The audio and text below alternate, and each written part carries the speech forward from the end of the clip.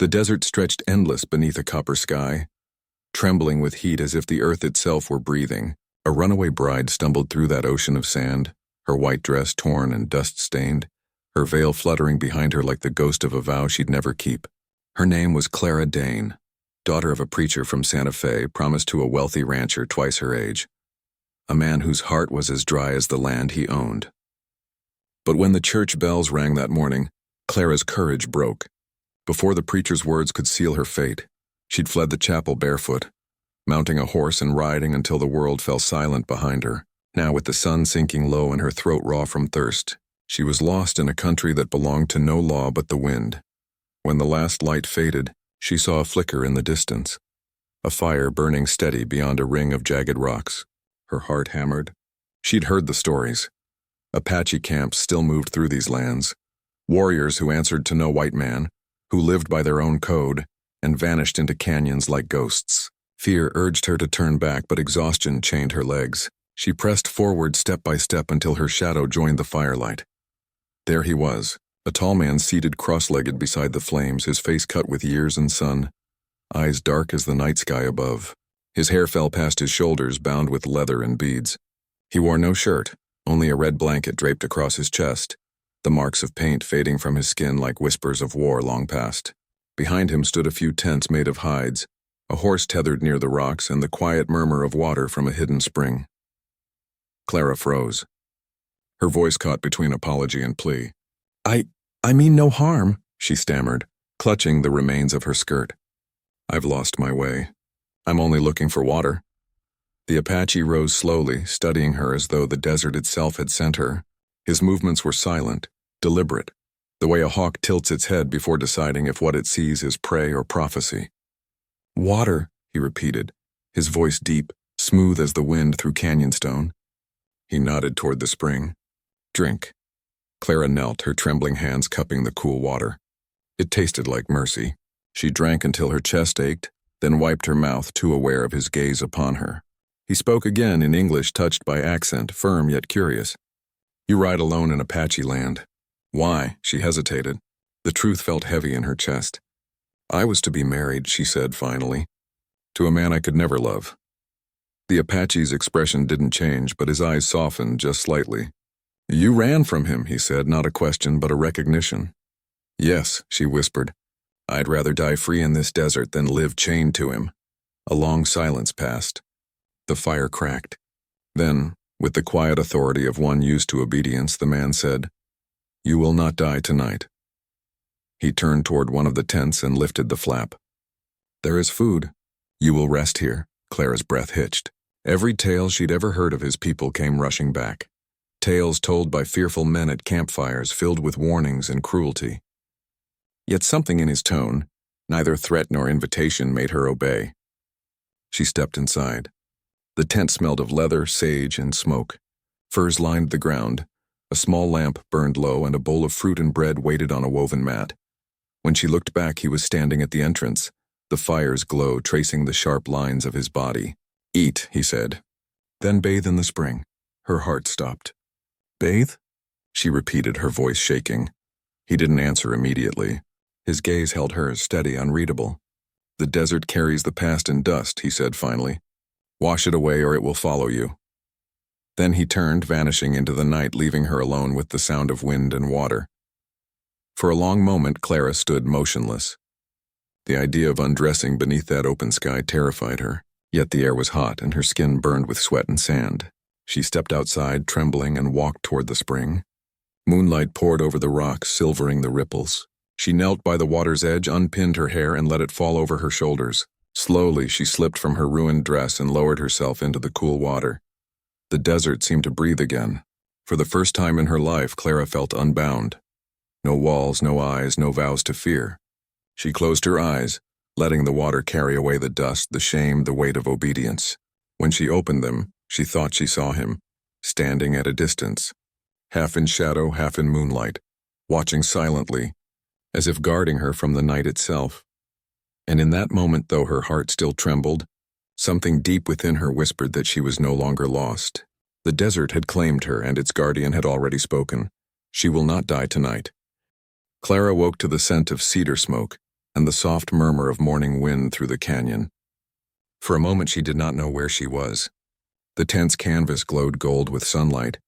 Beyond it came the steady rhythm of a horse's breath and the far cry of an eagle riding the warm air. She sat up slowly, her damp hair clinging to her neck, her heart unsure if it should fear or trust the peace that surrounded her. Her wedding veil lay crumpled beside the furs, now nothing more than a torn ghost of yesterday's chains. She stepped outside. The desert had changed overnight. What had seemed cruel and endless beneath the dying sun now shone alive in morning light. Sand turning to rivers of gold, rocks burning red, and far away the mountains like sleeping giants.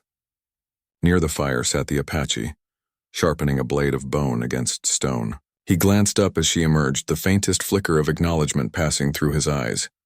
"You live," he said simply. Yes, I do." Clara hesitated, folding her arms across the thin fabric of her shift.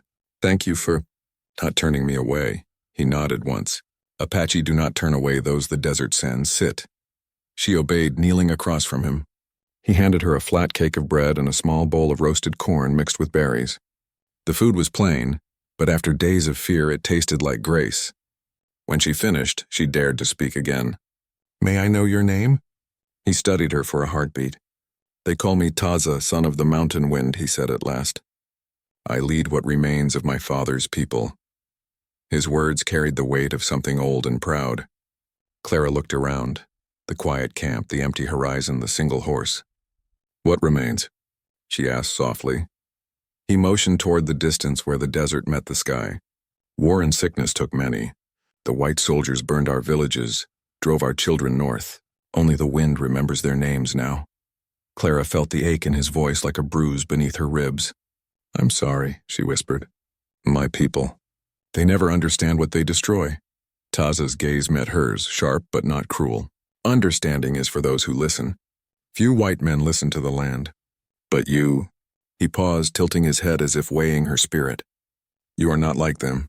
You ran from their noise." Clara flushed, unsure if it was praise or warning. "I ran from a lie," she said quietly. "From a marriage that would have broken me." He gave a slow nod. "Then perhaps the desert brought you for a reason." The words hung between them, carried by the wind. Clara turned her eyes to the horizon, unsure what reason could exist for her shame and his sorrow to meet beneath such an unforgiving sun. Yet there was a stillness in Taza, a calm that made her want to trust the silence, to rest within it. Later, as the heat thickened, he led her to the spring again. "The water feeds the horses," he said, "and gives life to the land. You will help me gather herbs nearby. It is safer if we move together." She followed him through the narrow canyon paths, their steps crunching on the dry earth. He showed her which plants healed wounds, which ones could poison, which roots to grind into paste for fever. His knowledge seemed endless, woven from generations of voices the desert had not yet stolen. When the sun reached its peak, he stopped beside a rock painted with ancient symbols. "My father's mark," Taza said quietly, tracing a spiral carved deep into the stone. He believed every spirit has two journeys, one through pain and one through love. A warrior must walk both before he finds peace. Clara looked at the carving, then at him. "And which path are you walking now?" Taza's eyes softened, the hardness of command easing for a moment. "I have walked through much pain," he said. "Perhaps it is time I remember what love feels like." The air grew still. Clara's heart fluttered like a bird trapped between ribs. She wanted to ask what he meant, but his voice changed, becoming practical again. "Come," he said. "The sun grows angry." They returned to the camp as the light mellowed to amber. Taza worked beside the fire, mixing herbs and chanting words she did not know. His voice carried through the evening, low and rhythmic, like the earth's own heartbeat. She sat nearby, watching the flames lick upward, feeling for the first time that the desert was not empty. It breathed, it watched, it remembered. When the chant ended, he looked at her again. "The night will be cold. You will stay in the tent. No harm will come to you under my word," his word. In the desert, that meant something sacred. She felt it deep in her bones, but before retreating, she dared to ask, "Why help me, Taza? You owe me nothing." He met her gaze without hesitation. "When the coyote howls to the moon listens," he said. "You came to me in the hour of silence. The spirits say a promise is bound when two souls cross beneath the same star. Perhaps you are part of my journey, Clara Dane. Her name on his tongue sounded different, softer, alive. She couldn't answer, couldn't breathe for a heartbeat. She turned toward the tent, but before entering, she looked back once more. Taza stood where the firelight met the dark, his figure carved in flame and shadow. He was not the savage her people spoke of. He was something older, truer like the desert itself, wild, eternal, and fiercely gentle. And for the first time since she fled her wedding, Clara did not feel like a runaway. She felt like a woman standing at the edge of destiny. Days passed like breaths in that vast and golden silence. Clara lost count of them, measuring time not by hours but by the slow rhythm of wind and the way shadows stretched across the rocks. She learned to move with the land, not against it. In the mornings, she helped Taza gather mesquite pods and grind them into flour. By noon, she carried water from the spring, her arms strong and sun-browned. And when the desert cooled at dusk, she sat by the fire and listened while Taza spoke of the stars. "The sky is a story," he told her one night, pointing to the belt of Orion. "Each light remembers a warrior, a mother, a child. When we die, our spirit joins them. The white men call it heaven. We call it home." Clara looked upward, the desert wind playing through her hair. "Do you think there's a star for everyone?" she asked softly. "For those who have loved," Taza said. "Yes," she smiled, though her heart ached at the gentleness in his voice. Since the night she bathed under his watch, a quiet current had grown between them, unspoken but alive. He never touched her, yet his nearness filled the air like the scent of rain before it falls. She caught herself watching the way he moved, how the sun caught on the curve of his shoulders, how his eyes softened when he looked toward the horizon. Once, while she was weaving a strand of grass into a small braid, he stopped beside her and said, "You carry the desert in your hair now." Clara laughed lightly, the sound strange and new to her own ears. "Then I must belong to it." "You do," he said simply and walked away, leaving her heart trembling like the sand under his shadow. But peace in the desert was never promised for long. It was on the 5th morning that Clara first saw them, dust rising far in the east, small at first, then swelling into shapes of riders. Taza had seen it before she did. His body stiffened, his hand going instinctively to the knife at his waist. "Soldiers?" she asked, breath catching. "No," he said, his eyes narrowing. "Not soldiers. Ranchmen. They ride with greed, not duty." Her blood ran cold. There could be only one reason they were here. Searching for the runaway bride who had shamed a rich man before God in the town of Santa Fe. "What will they do if they find me?" she whispered. Taza didn't answer at once. He turned to her, his gaze steady and burning. "They will not." Before she could speak, he moved into action. He led her to the canyon's edge where the rocks folded into a narrow ravine. "Hide here," he ordered. "Do not move until the wind changes. But what about you?" He gave a half-smile, quiet, fearless. "The land will hide me." She wanted to protest, but the look in his eyes silenced her. She crouched among the rocks, heart pounding, and watched him vanish into the heat shimmer. Minutes passed like lifetimes. Then came the sound of hooves. 5 riders, dust-smeared, faces burned by the sun. At their head was Eli Cartwright, the man she'd nearly married. His hat sat low, his mouth a thin, cruel line. "She came this way," one of the men said, pointing toward the spring. Cartwright dismounted, studying the tracks. "Bare feet," he muttered. "She can't have gone far." Spread out, they moved toward the tents. Clara's breath caught as she saw Taza step from the shadow of a rock, alone, unarmed except for his knife. He faced them without fear, his posture calm as stone. Cartwright sneered. "Well now, ain't that something? An Apache chief harboring a runaway bride." Taza said nothing. The wind picked up, scattering sand between them. "She's mine," Cartwright snapped. "You'll hand her over or I'll take her from your corpse." Still, Taza didn't move. Only his eyes, steady and black, fixed on the ranchers. Then, with slow precision, he drew a single line in the sand with his blade. "Cross," he said, voice low as thunder, "and die." For a heartbeat, silence ruled. Then one of Cartwright's men laughed and spurred his horse forward. The animal screamed before it ever reached the line, an arrow sprouting from its neck, another from the rider's shoulder. From the canyon walls, 3 Apache warriors appeared as if born from stone, bows drawn, eyes like fire. Cartwright froze. You're not alone," he stammered. Taza stepped closer, the knife still in his hand. The desert is never alone, he said. It remembers every cruelty. Go back to your greed before it buries you here. Cartwright hesitated, rage warring with fear, but the sight of the silent archers broke his pride. He spat in the dust. Keep her, then. She'll curse you before it's done. He turned his horse and galloped away, his men following like whipped dogs. The dust swallowed them whole. When they were gone, Taza motioned for the warriors to disappear. They melted back into the canyon's bones, ghosts once more. Clara ran from her hiding place, tears streaking her dusty cheeks. You could have been killed, she cried. He looked at her, calm as always. Death comes for all, but honor decides how it finds us. She wanted to speak, to argue, but words failed. Instead, she did something she hadn't planned. She reached for his hand. He didn't pull away. For a moment they stood there, the heat shimmering around them, fingers entwined. That night, as the fire cracked and the stars returned, Clara couldn't sleep. She stepped outside and found Taza sitting by the spring, his reflection rippling in the water. You saved my life, she said quietly. He turned, the faintest smile touching his lips. No, the desert did. I only listened. She knelt beside him. And what does it say now?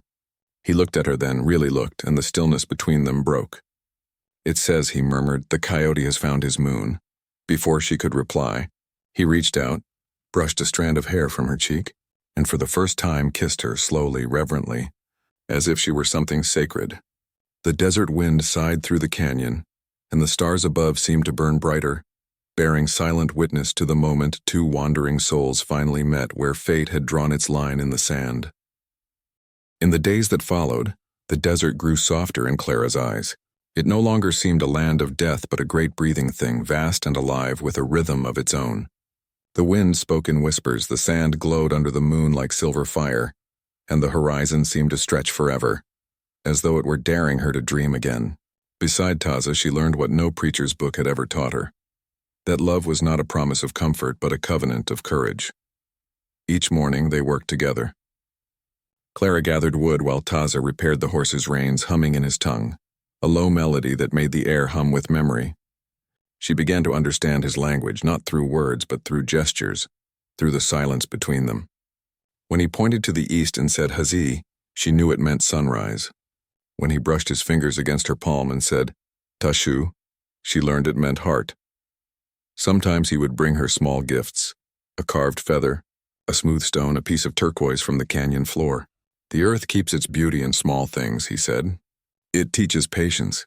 Clara wore the turquoise on a leather string around her neck. And what does the desert teach?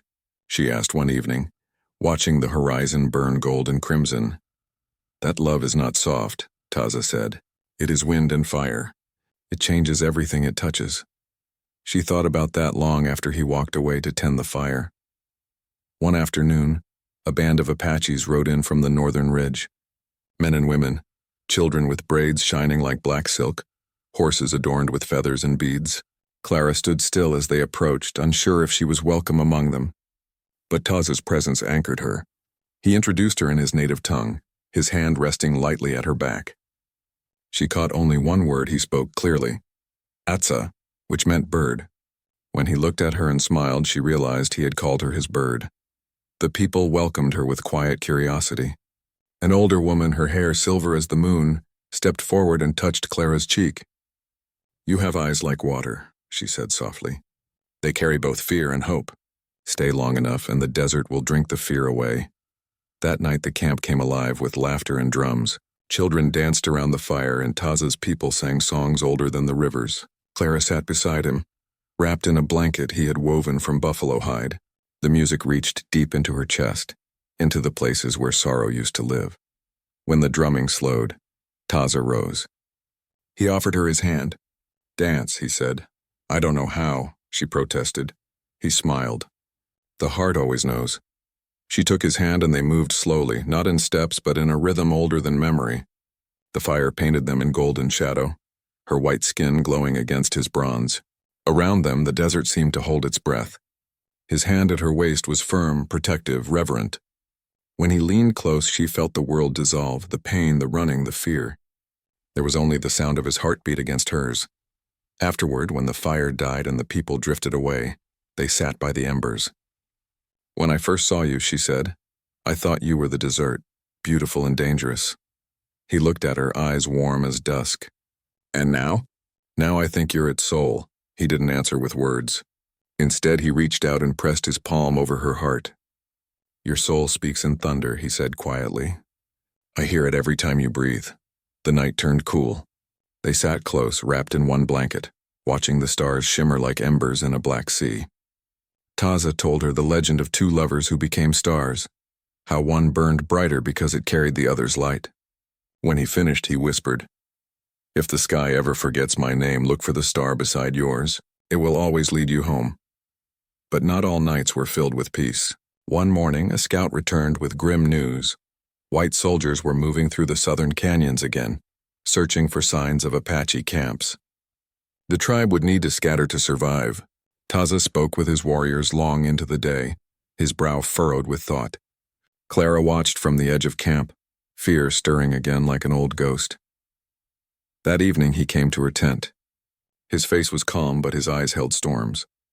The soldiers come, he said. We must go west before the moon rises. She rose to her feet. I'll go wherever you go, he shook his head. No, Clara, you are not bound to our war. The white man will not stop hunting you if he finds you with me. You can still return. Say you were taken, say you escaped. You will live. She stepped closer, firelight flickering across her face. Live without you? She whispered. No, I ran from a man who would have owned me. But you... Her voice trembled. You've given me back my name, my breath, my soul. Wherever you go, I go. For the first time, Taza's composure broke. He reached out, cupping her face in his hands. You do not understand what it means to love an Apache. The world will not forgive it. Then let the world burn, she said fiercely. I have already walked through the ashes. He stared at her for a long time, the desert wind whipping between them. Then he kissed her again, deeper this time, as if sealing a vow. When he pulled back, his forehead rested against hers. You speak like the fire, he murmured. Then so be it. Wherever I ride, you will ride. Wherever I sleep, you will sleep. Under the stars, our spirits will walk as one. Before dawn, they rode west together. She behind him on the horse, her arms around his waist, her veil long gone, her heart wide open to the wind. The desert stretched before them, endless and bright, and though danger waited ahead, neither looked back. For in that moment they had already found what no soldier, no law, no fear could ever steal: each other. They rode until the sun bled into the horizon and the desert turned to fire and gold. For days they moved through land untouched by law, through canyons carved like the ribs of giants, over dry riverbeds where silence echoed louder than any church bell. Clara grew strong beneath the sun. Her hands, once pale and delicate, were darkened by labor and wind. Her fear had burned away, leaving only a calm, fierce light in her eyes, the look of a woman reborn. At night they made camp beneath cliffs that glowed red beneath the moon. Taza taught her the songs of his ancestors, songs that spoke of survival, of love that outlives flesh and bone. She learned them by heart, her voice rising with his in the hush of the night until the stars themselves seemed to listen. But the world they had escaped had not forgotten them. It was on the seventh day, when the dawn was pale and cold, that the echo of hoofbeats returned. Faint at first, then growing louder, a storm rolling across the sands. Clara stood by the fire, her heart sinking. They found us, she whispered. Taza's eyes hardened. Then we do not run. The riders appeared out of the sun's glare. Cartwright again, his pride twisted into hatred, flanked by 4 hired guns. They drew up their horses, rifles gleaming. You thought you could steal what's mine? Cartwright called, his voice like poison. She was promised before God, and you took her like a thief in the night. Taza stepped forward, the desert wind whipping through his hair. The Great Spirit gives no woman as property, he said. She walks her own path. Cartwright spat into the sand. Then I'll carve her path in blood. He raised his rifle. Clara cried out, but Taza moved faster than sight, grabbing her arm, pulling her behind the rocks as bullets tore through the air. The horse screamed and bolted. Dust filled the canyon like smoke. Taza fired his bow. One arrow finding its mark, striking a gunman from his saddle. Another charged forward, but Taza met him head-on, knife flashing in the sun. Clara hid behind a boulder, heart hammering. She'd never seen such fury and grace, woven together. The way he fought like part of the earth itself, each strike guided by something ancient and just. But there were too many. One of the riders circled wide, rifle trained on Taza's back. Without thinking, Clara grabbed a fallen pistol from the dust. Her hands shook, her breath quickened, but she fired. The shot cracked the silence, and the man fell. When the dust cleared, Cartwright alone remained. He dismounted, gun in hand, face twisted with rage. "You'll die for this, both of you," he snarled, stepping closer. Taza stood between him and Clara, breathing hard, blood on his arm. "No," he said softly. "Only one will die today." Cartwright raised the gun, but in his eyes, for just a flicker, he saw something he couldn't name. Taza didn't move to strike. He only looked at him, calm and sure, the desert's silence behind him. "Look around you," Taza said. "This land has no walls, no chains. You think love is ownership, but here love is freedom. You lost her the moment you tried to cage her." Cartwright's hand trembled. For the first time, he seemed uncertain. The sun broke over the cliffs, blinding him, and Clara stepped from behind the rock, her hair unbound, her white dress torn, her face strong and steady. "You'll never own me, Eli," she said. "Not in this world, not in any." The words struck like bullets. Cartwright's rage broke into something hollow. He dropped the gun and stumbled backward. "You'll regret this," he muttered, but his voice was weak. He mounted his horse and rode away into the burning horizon, a ghost swallowed by the desert that no longer wanted him. Silence fell. Only the wind remained. Taza turned to Clara. She was shaking, half from fear, half from disbelief. "You saved my life," he said softly. She let out a breath that felt like a lifetime leaving her chest. "No," she whispered. "You taught me how to live it." He smiled then, the first true smile she had seen from him. It was a small thing, but it held the warmth of 1,000 suns. He pressed his forehead against hers, whispering in Apache, "De da hojo." "We are in beauty now." Days turned into weeks, and the desert bloomed. They found a hidden valley between red cliffs where water ran clear and soft grass grew beneath the rocks.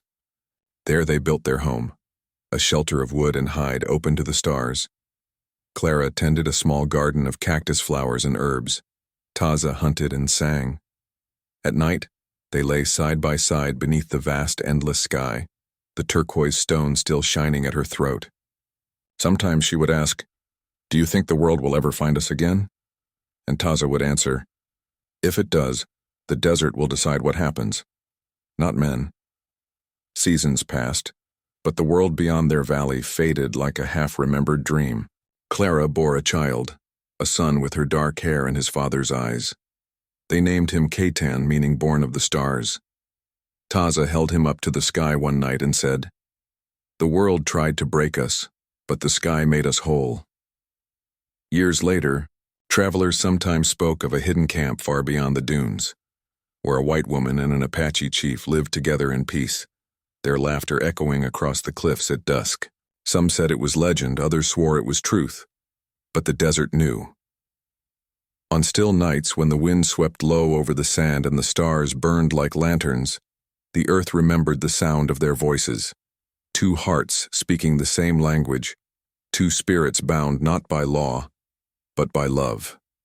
And somewhere, beneath that eternal sky, a turquoise stone still glimmered on a woman's neck, catching the firelight as she whispered to her son, "Your father once told me the desert remembers everything, and if it remembers us, then we will never truly die."